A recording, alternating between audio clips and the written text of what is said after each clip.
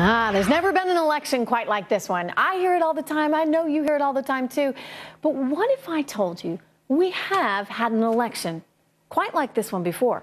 That we once had an outside candidate hated by the establishment who was dismissed as just a celebrity and not a serious candidate, and even had crazy hair.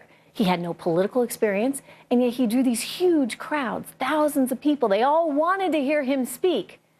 Well, that man was Andrew Jackson, as in former President Andrew Jackson, and what he accomplished should serve as a warning to all establishment insiders.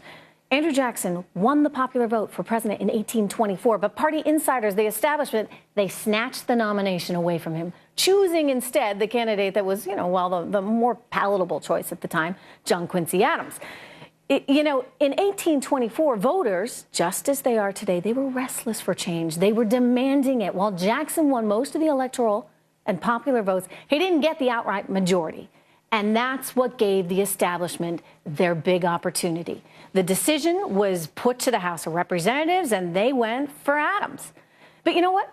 It backfired, just as it would today should the establishment try and pull anything like this, because Jackson didn't go away quietly.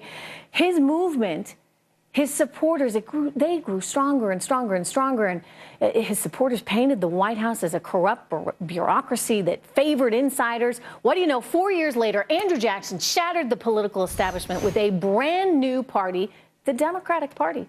History was made as he became the 7th president of the United States of America.